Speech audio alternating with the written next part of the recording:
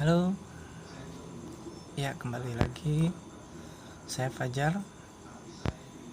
Pada sesi kali ini saya akan menceritakan kepada teman-teman semua tentang sesi kelima ya sekarang ya. Dan saya akan menjelaskan pada sesi kelima ini itu tentang sebuah introspeksi gitu. Jadi introspeksi ini lebih kepada perenungan secara mendalam gitu. Jadi memang konsentrasi kita ini sangat berat, sakit gitu ya, sampai kepala kita pun harus kita hentak-hentakkan gitu untuk kita bisa berpikir nyaman gitu ya. Cuman kita harus menyerah itu untuk berdamai dan tenang itu ya, kita melihat dulu gitu, introspeksi. Jadi dalam proses introspeksi ini saya paham bahwa misalnya depresi akut, bipolar itu pasti sedang dihadapkan pada mood yang sangat ekstrim gitu ya, mood yang naik turun gitu, kadang sangat baik, kreatif, jenius gitu ya, dan kadang kembali ke down, terbawah, putus asa. Kadang-kadang kita melamun gak jelas gitu, marah-marah gak jelas gitu, sedang ngobrol sama orang tersinggung gak jelas gitu ya. Kepala itu bawaannya berdenyut, kacau balau, berantakan, sangat sekali berantakannya gitu. Dan ketika kamu bangun tidur pagi hari, kamu merasa membingungkan dan sangat bingung gitu, seperti ketika bangun itu malas yang namanya bangun gitu, bawaannya pengen tidur kembali, dan kamu tidak ingin melihat apa-apa kalau dalam keadaan pagi itu gitu. Kok bisa bangun, bawaannya kayak gitu ya. Apalagi kalau kita ketemu orang-orang gitu ya, itu seperti bawaannya suram lah gitu. Wah, ketemu orang lagi gitu kan. Nah, di dalam pertemuan kepada orang, bahkan orang terdekat kita sekalipun tuh bawaannya nggak nyaman gitu, perasaan kita yang nggak nyaman, dan mereka juga merasa nggak nyaman karena energi kita sangat buruk, energi kita sangat negatif gitu. Jadi energi ini pengaruhnya kuat gitu ya. Energi ini kalau kita energinya negatif, itu apapun yang terjadi semua orang juga akan merasakan energi kita gitu. Jadi seakan-akan kita kenal dengan orang asing gitu ya, dan itu sangat buruk lah pengaruhnya gitu. Istilahnya bawaannya orang tuh pengen pergi aja dari kita, dan semua orang di sekelilingmu itu kamu merasa bahwa mereka tidak ada yang menyukai kamu gitu. Emang perasaannya dibuat-buat seolah-olah kayak gitu. Itulah yang namanya pikiran itu yang menyetel dari bipolar atau depresi itu. Bawaannya kalau kita lagi menyendiri kadang-kadang pengennya nangis saja, bunuh diri, terus malas, mau ngerjakan tugas bingung harus mulai dari mana, apa yang dikerjakan, dan terlalu banyak, ada 4 hal yang kita pikirkan, yang ini. Jadi semua itu nggak ada yang beres jadinya gitu. Kita melompat ke sini, melompat ke ide ini, bahkan untuk 100 ide bisa kita wacanakan dengan sangat mudah gitu ya. Nah, itu kalau tentang terjadi pada kita yang pada pagi hari ya. Tapi kalau malam hari kan kita tidur tuh. Nah, kalau tidur itu, kalau mimpi misalnya ya, paling tidak mimpi berlari dikejar anjing dan lari kamu sangat lambat gitu. Jadi pengen lari sekejang-kejangnya tapi kok nggak bisa gitu, kayak cacat kita larinya gitu. Dan kadang-kadang juga mimpi tiba-tiba gigi atas kita copot gitu, agak 2 atau 3 gigi gitu ya, copot. Atau ketika kamu di suatu bukit gitu kan, tiba-tiba ada batu besar yang menimpamu gitu, dan kamu serasa sangat berat di pundak kamu itu, serasa ada beban yang sangat besar yang menimpa kamu gitu. Dan biasanya ada juga mimpi tentang pas di senja hari ya, kondisinya warna merah gitu kan, dan di sana itu banyak binatang buas gitu. Kamu ngerasa di sekian luasnya tanah itu cuman kamu sendiri yang ada di dalam situ gitu. Jadi kamu bingung nih orang-orang pada kemana gitu ya. Atau ada lagi ketika kamu berada di rumah kosong yang sangat gelap gitu ya, dan kamu ngerasa sendiri pas kamu di dalam, terus kamu keluar juga kelihatan di mana-mana nggak ada orang. Dan yang paling sering adalah ketika kamu berada di tempat yang sangat kumuh gitu, dan kamu merasa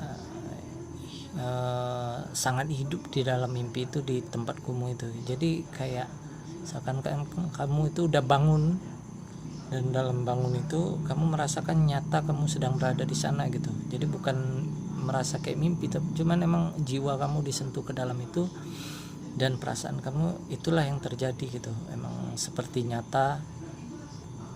Nah juga sering misalnya kamu kadang bermimpi banyak teman di sekelilingmu, teman-teman lama gitu ya, tapi mereka nggak ada yang mau bicara sama kamu gitu, mereka pergi, cuman kamu ditinggal sendiri aja gitu kan. Mereka pada main di sana, kamu ditinggal sendiri, dan mereka memang tidak mau berteman dengan kamu gitu. Nah pada sesi kali ini saya akan menjelaskan tentang introspeksi itu. Kita memang harus melihat masa lalu ya. Jadi pengalaman saya sendiri sembuh dari bipolar ini hampir 2 tahun lamanya gitu. 2 tahun itu memang yang saya rasakan begitu banyak hal. Saya pengen keluar dari penjara ini, sampai nanti step by step saya akan menjelaskan alur-alurnya. Kalau itu udah juru selamat, udah juru spiritual, saya harus selama 1,5 sampai 2 tahun. Jadi saya beberapa bulan pertama saya mengalami, setelah itu hampir 1 tahun saya baru mengingat, melihat, dan mendalami dan diperkenalkan gitu, karena saya banyak membaca, karena saya banyak ini, dan karena saya sering melihat memahami banyak buku-buku psikologi tentang cara kinerja otak, bagaimana tentang karakter, bagaimana tentang terutama introvert yang paling sering terjadi nih, yang kayak gini nih istilahnya depresi karena merasa terasing. Jadi pada sesi introspeksi ini awalnya saya hanya meminta 2 sama kamu, yaitu jujur dan tulus gitu. Jujur dan tulus. Jadi yang pertama maksud saya jujur dan tulus ini, kamu bangun jam tengah malam, jam 3 pagi. Kenapa harus malam? Karena itu tuh waktu yang sangat tenang gitu. Kalau siang biasanya pikiran kamu berubah lagi menjadi 4 hal gitu ya, berganda lah gitu, kepribadian ganda kamu jadinya. Jadi kenapa harus malam?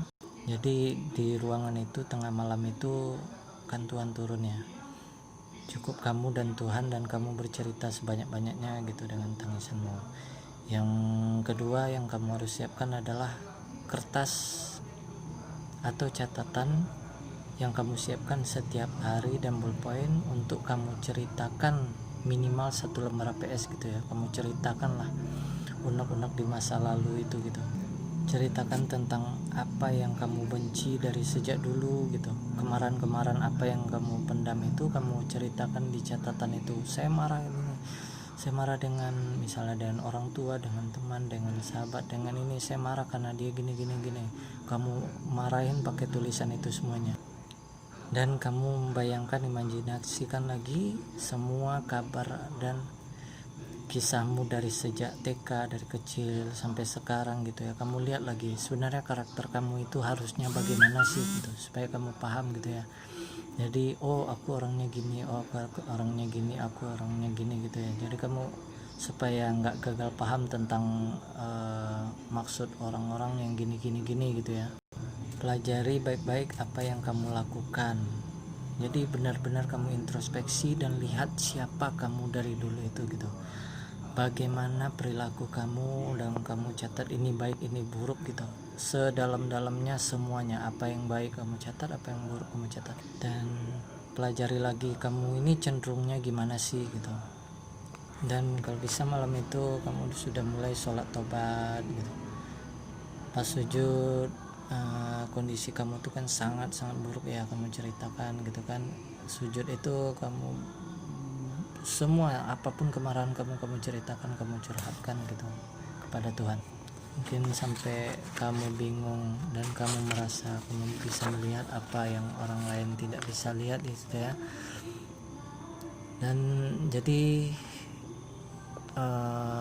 pada sesi introspeksi sesi kelima ini kamu hanya bisa kamu nggak bisa melihatnya dengan logika gitu, tapi dengan nurani yang normal gitu ya, supaya keburukan atau sifat negatif yang kita buat terdahulu sampai sekarang itu nampak dan kita menyesali semuanya gitu kan, dan kita bisa banyak menilai plus minus kitanya itu apa, dan kita menjadi kembali kepada jiwa kita yang bersih, dan kita tidak mau kembali lagi seperti ini. Benar-benar ini masih tahap awal ya, introspeksi, karena sembuhnya itu nggak mudah gitu, karena bisa jadi ini kayak virus ya, dia ada terus di dalam sini seumur hidup gitu. Cuman tinggal bagaimana cara kita mengendalikan agar kita tidak istilahnya dia nggak sembuh 100%, dia tetap ada, cuman bagaimana cara kita mengendalikan psikologis kita ini supaya benar-benar sembuh gitu, dengan ya self talk yang positif. Nanti ada step by stepnya. Jadi pada sesi kelima ini saya sudahi dulu. Terima kasih untuk semuanya, semoga ini bisa membantu. Wassalamualaikum warahmatullahi wabarakatuh.